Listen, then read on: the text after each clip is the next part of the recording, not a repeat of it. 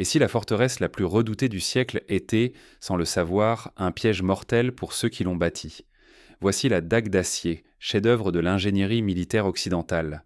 Un rempart glorifié, fruit de plus de 10 années de calculs, de sueurs et de budgets colossaux, censé résister à tout ce que la guerre moderne pouvait imaginer. Ces murs de béton armés, ces réseaux de galeries et ces tranchées serpentant sur des kilomètres, tout cela la rendait mythique. On l'étudiait dans chaque académie, on la citait en exemple lors des plus hauts sommets militaires. Plus qu'un ouvrage, la dague d'acier était devenue une promesse, celle que la science, la planification et la discipline pouvaient offrir un abri inviolable. Mais alors que chacun se rassurait derrière ses certitudes, l'impensable s'est produit. En moins de 24 heures, la forteresse jugée infranchissable s'est effondrée. Le choc a été foudroyant, résonnant jusqu'au plus lointain état-major. Comment une telle prouesse forgée par des générations de stratèges a-t-elle pu disparaître en une seule journée? Ce n'était pas seulement une question de murs brisés ou de bunkers éventrés. C'est la foi dans la puissance des fortifications modernes qui s'est fissurée. Les doctrines séculaires, fondées sur la solidité du béton et la prévisibilité des attaques, ont vacillé. Du général au simple conscrit, tous ont compris brutalement qu'aucune ligne n'est vraiment sûre et que la guerre a changé de visage. Fermer les yeux sur ce bouleversement, c'est condamner des armées entières à l'obsolescence, à la défaite et aux pertes massives. Comprendre ce qui s'est joué là, c'est préserver des vies, des ressources et l'honneur d'une nation dans un monde où tout peut basculer en une nuit. Alors, comment l'invincible a-t-il pu tomber si vite? Pour répondre, il faut repartir du commencement, la naissance de la dague d'acier, la certitude aveugle de ses créateurs et les racines mêmes de sa prétendue invulnérabilité. Derrière chaque mur, il y avait une idée, une ambition et parfois une arrogance. Pour saisir ce qui allait signer sa perte, il faut comprendre ce qui a nourri sa conception. Imaginez une muraille vivante, mines, tranchées, béton et acier, s'étendant sur des dizaines de kilomètres. Un bastion si dense, si méthodique, que chaque mètre paraît miné, chaque relief transformé en piège. Ici naît la légende de la dague d'acier, la quintessence de la fortification à l'est de l'Europe. 3 lignes successives verrouillent l'approche. D'abord, un tapis de mine d'une densité inédite, où chaque pas peut être fatal. Viennent ensuite des tranchées autonomes, si ramifiées qu'un simple peloton y devient imprenable. Plus loin, de vastes fossés anti-chars barrant la route, larges et profonds de plusieurs mètres, protégés par les dents de dragon. Des barrières de béton dressées en rang serré, conçues pour briser l'élan de tout blindé. En arrière-plan, la 3e ligne veille, réserves et dépôts y sont enfouis, reliés par un réseau souterrain sophistiqué. Ce labyrinthe de tunnels assure aux défenseurs mobilité, ravitaillement et repli, tout en les gardant invisibles aux yeux de l'ennemi. La défense n'est pas statique, elle peut absorber les chocs, se réorganiser, frapper à nouveau. Mais le cœur du système bat dans l'artillerie massée, souvent plus de 40 canons par kilomètre, prêts à déclencher un déluge de feu sur chaque brèche suspectée. À cela s'ajoutent des capteurs omniprésents, une surveillance constante et une exploitation chirurgicale du terrain. Chaque colline, chaque creux, chaque rivière a été pensée pour ralentir, piéger, user l'assaillant. Dans les états-majors, la confiance est totale, presque insolente. On affirme que la ligne tiendra des mois, chaque mètre conquis coûtera cher, avec un ratio de perte attendu de 7 contre 1. Pour ses concepteurs, la dague d'acier n'est pas qu'un mur, mais une assurance contre toute percée rapide, une promesse d'endiguer l'ennemi par la science du génie militaire. Mais cette foi devient piège. S'enfermer dans la certitude, c'est mépriser l'innovation tactique, c'est risquer que la forteresse devienne tombeau, que la sécurité se change en mirage. Alors face à cette citadelle réputée imprenable, qui osera inventer la faille? Comment renverser la logique et transformer chaque certitude en faiblesse? Pour comprendre comment une telle ligne a pu vaciller, il faut disséquer ses secrets et ses failles. Car derrière le béton, l'acier et les chiffres se cachent des vulnérabilités que seule une approche radicalement nouvelle pouvait exploiter. Et si la bataille se décidait avant même la première détonation? L'opération ne commence pas dans la fureur, mais dans le silence des semaines qui précèdent. Là, loin des regards, une toile invisible se déploie au-dessus de la forteresse. Satellites patientant en orbite, drones infatigables, réseaux d'agents infiltrés et intelligence artificielle veillent sans relâche. Pendant des mois, chaque mètre carré, chaque routine, chaque anomalie a été relevée. Rien n'échappe à cet œil collectif, capable de cartographier, en temps réel, la moindre tranchée ou le plus discret des dépôts de munitions. À partir de cette masse de données, un double numérique complet du dispositif ennemi s'est construit. Chaque élément stratégique, du centre de commandement au radar dissimulé, a été identifié, classé, analysé. Les itinéraires de ravitaillement, les horaires des patrouilles, la cadence des relèves, tout a été modélisé, anticipé, scruté. L'ennemi évoluait dans une forteresse, mais ses défenses étaient devenues translucides à qui savait regarder. La première phase de l'assaut ne ressemble à rien de connu. Tandis que l'adversaire attend un ouragan d'artillerie ou une vague d'assaut, c'est une symphonie de frappes chirurgicales qui s'abat. Attaques coordonnées, silencieuses, imprévisibles. Les centres de commandement sont privés de communication, l'artillerie réduite au silence, les dépôts de munitions s'embrasent l'un après l'autre, les relais logistiques s'effondrent sans avertir. C'est l'encerclement invisible. L'ennemi ne voit rien, ne comprend rien, ne peut plus ni agir ni réagir. Son réseau nerveux est paralysé d'un coup, ses batteries d'artillerie anéanties avant même d'ouvrir le feu, ses chefs isolés par le chaos informationnel. La panique, le doute et la confusion se propagent plus vite que les projectiles eux-mêmes. Paradoxalement, la forteresse demeure debout. Les murs, les tranchées, les pièges n'ont pas bougé d'un centimètre, mais leur raison d'être s'est évaporée. L'organisation, la capacité à coordonner la défense, tout s'effondre en silence. L'architecture reste, le système s'efface. Ceux qui sous-estiment la valeur du renseignement et de la coordination paient en cher. Surprise stratégique, destruction profonde, défaite scellée avant même le premier affrontement visible. En une seule journée, la citadelle réputée inviolable devient piège pour ses propres défenseurs. Mais le véritable génie de la dague d'acier ne se limite pas à la neutralisation de la forteresse. Il se révèle dans la suite, quand la brèche s'ouvre et que l'inconnu commence. Quand les vagues humaines cèdent la place à des petites équipes, la forteresse se transforme en piège mortel pour ses propres défenseurs. C'est l'instant du basculement. Les assauts frontaux disparaissent, fini les colonnes sacrifiées pour grappiller quelques mètres. Tout repose désormais sur des groupes minuscules, composés de 8 à 12 opérateurs, chacun équipé de drones et connecté par un réseau invisible, réactif. Plutôt que de s'écraser contre les murs, ces unités s'infiltrent par les brèches ouvertes par des frappes ciblées. Elles avancent peu comme une onde muette, s'infiltrent au centre du dispositif adverse, frappent là où c'est vital, centre de commandement, mortier, nœud logistique. La structure, conçue pour endurer une pression massive, vacille face à cette attaque disséminée, imprévisible. Chaque groupe devient un poison insidieux, un neurotoxique qui paralyse la défense de l'intérieur. Les transmissions se brouillent, les ordres n'arrivent plus, la ligne de front se dissout dans la confusion. Les défenseurs, coupés de leur hiérarchie, ignorent ce qui tombe et d'où. Le doute s'installe, la panique gagne du terrain. La deuxième ligne, censée contre-attaquer ou se sacrifier, refuse de se constituer. Les soldats préfèrent disparaître que mourir pour rien. Le choc psychologique est total. Ce n'est plus une bataille pour tenir une position, mais la sensation de perdre pied, d'être submergé par l'inconnu. Le moral s'effondre plus vite que le béton. L'ennemi n'est plus devant, il est partout et nulle part. Quand l'état-major tente de rétablir le contrôle, il se heurte à un nouvel obstacle. La guerre électronique parachève l'isolement. Les signaux sont brouillés, les canaux saturés, les tentatives de coordination s'évanouissent dans un brouillard numérique. On ne sait plus qui commande ni qui reçoit. Les poches de résistance rétrécissent ou se dissolvent. Sous-estimer la flexibilité et l'autonomie tactique, c'est condamner des mois de préparation à disparaître en quelques heures. Les anciens schémas ne fonctionnent plus. L'imprévu est la règle et l'initiative individuelle la nouvelle arme fatale. Quand la défense s'écroule de l'intérieur, le chaos doit être transformé en victoire stratégique. Mais convertir cette désintégration en conquête exige bien plus que de simples percées. La suite révèle comment cette mutation tactique oblige tous les états-majors à reconsidérer leur doctrine, sous peine de disparition. Le choc de la dague d'acier n'est qu'un avertissement. La dague d'acier a imposé un nouveau paradigme. L'intelligence, la vitesse et l'audace connectées priment sur la force brute. Désormais, ce ne sont plus les armées les plus nombreuses ou les murailles les plus épaisses qui dictent l'issue d'un conflit, mais la capacité à surprendre, à désorienter, à paralyser en quelques heures ce que l'on croyait imprenable.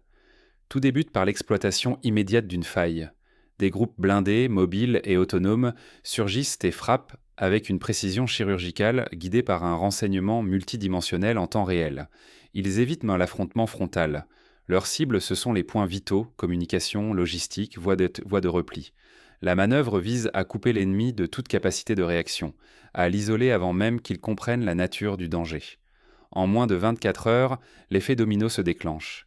Les défenseurs, désorganisés, voient leur chaîne de commandement s'effondrer. La confusion s'installe. Les pertes humaines et matérielles explosent, non par la puissance du feu, mais par l'impossibilité de comprendre ou d'anticiper l'offensive. La forteresse censée protéger devient un piège mortel, et l'avantage bascule brutalement. Les conséquences sont irréversibles. Une brèche s'ouvre dans la ligne, le front tout entier vacille, et les doctrines héritées des générations précédentes s'effondrent. Les manuels d'état-major, autrefois référence, deviennent caducs en une nuit. Ceux qui croyaient à la suprématie des fortifications et de la puissance statique se retrouvent dépassés par une force agile, souple et hyperconnectée. De ce choc émergent 5 principes fondateurs pour la guerre de demain. Premièrement, l'informatisation totale du champ de bataille. Chaque capteur, chaque soldat, chaque drone contribue à une conscience collective, fluide et instantanée.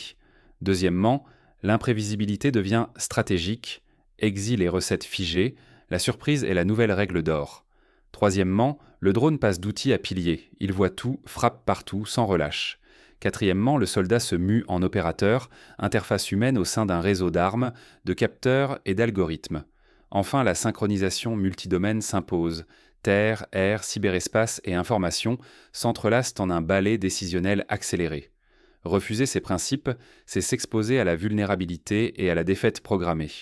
Les embrasser, c'est garantir la résilience et la supériorité stratégique, même face à l'imprévisible. Mais une question demeure, décisive: jusqu'où ces bouleversements vont-ils remodeler la sécurité mondiale et écrire les stratégies du siècle à venir ? Pour saisir l'ampleur de la mutation, il faut revenir à la genèse du choc doctrinal.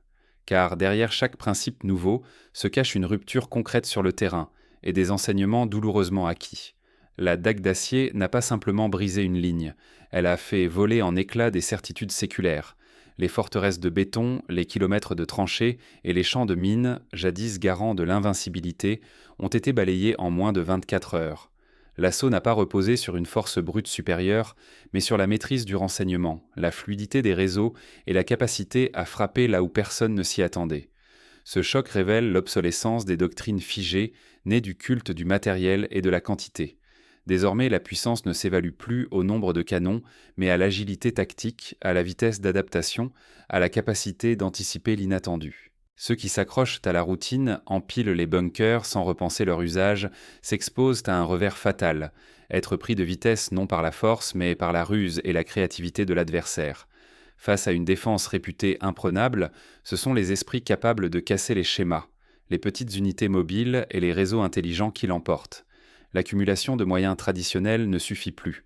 La victoire appartient à ceux qui savent intégrer l'information en temps réel, déjouer les automatismes ennemis et improviser sous pression.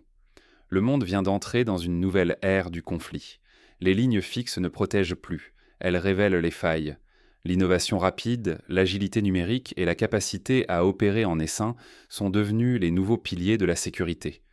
Pour chaque armée, chaque État, chaque citoyen, le critère décisif n'est plus le nombre de chars ou de blindés, mais la rapidité d'adaptation.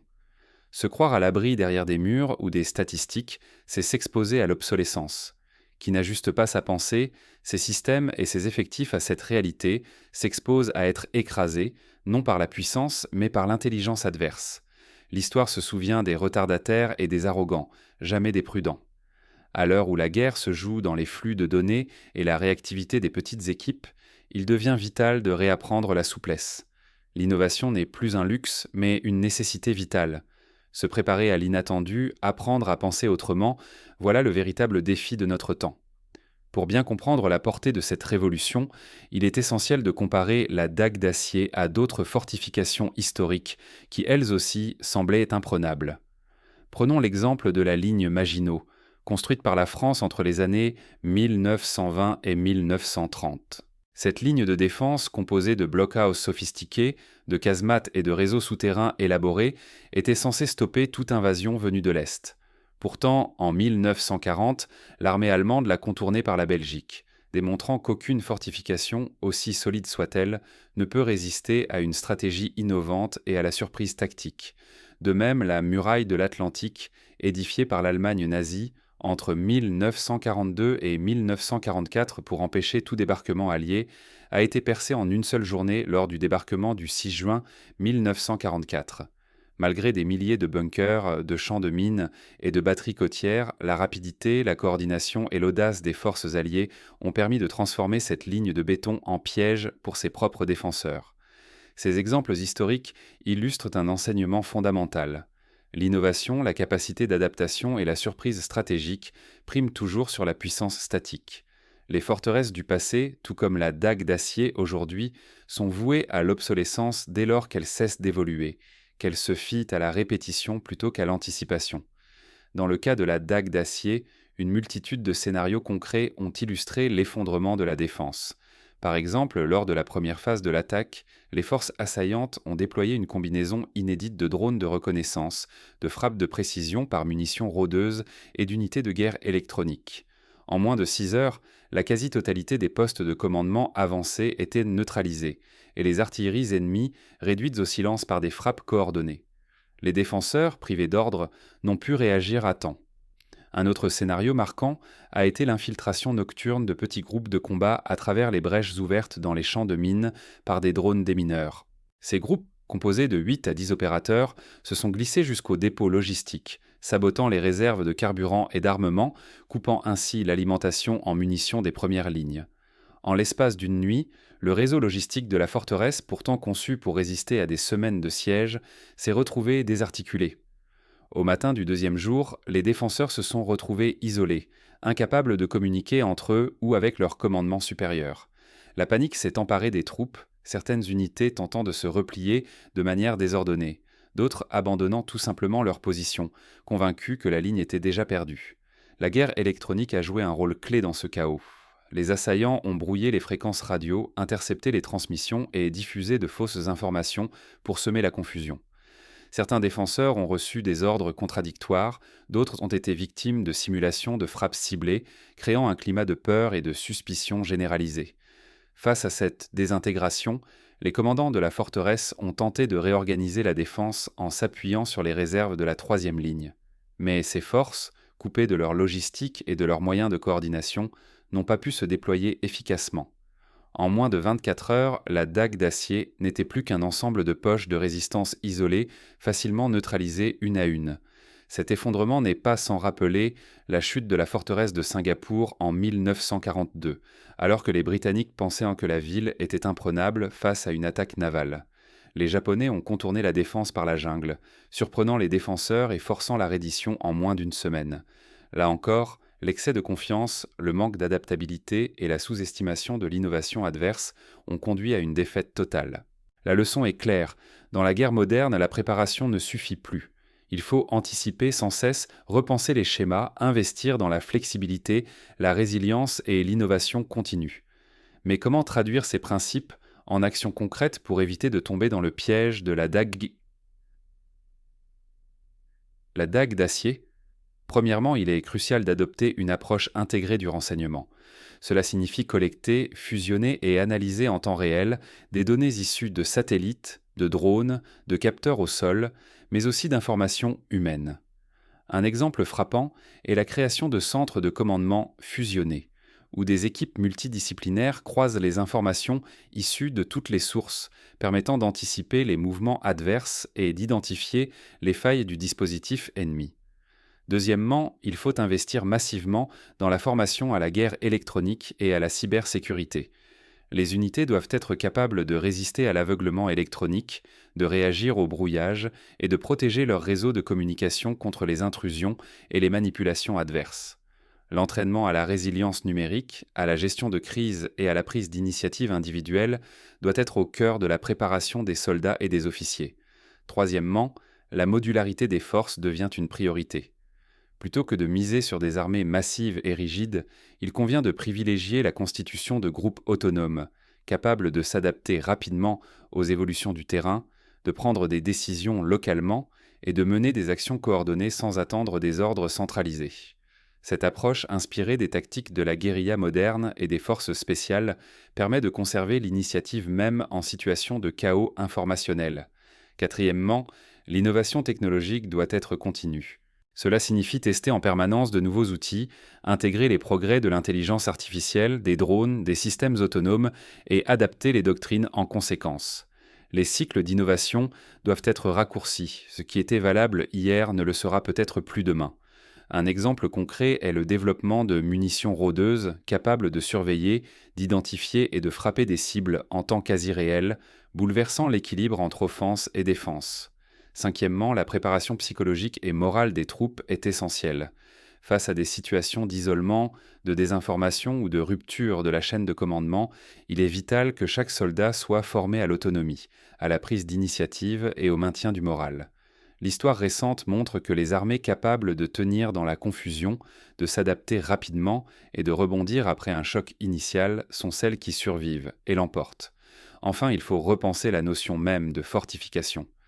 Plutôt que de viser l'invulnérabilité statique, il convient de créer des défenses mobiles, adaptables, capables de se reconfigurer en fonction de la menace. Les lignes de défense doivent être conçues comme des systèmes évolutifs, où la capacité à absorber, à détourner et à retourner l'innovation adverse devient la clé de la survie. La dague d'acier n'est pas qu'un épisode isolé. Elle incarne le point de bascule d'une ère, un avertissement pour tous les stratèges.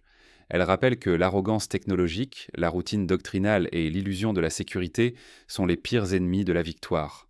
La guerre de demain ne sera pas celle des murs, mais celle des esprits, des réseaux et de la réactivité. À l'aube de ce siècle, alors que la frontière entre le virtuel et le réel s'estompe, il revient à chaque nation, chaque armée, chaque citoyen de repenser la sécurité, d'embrasser l'innovation, d'accepter l'incertitude.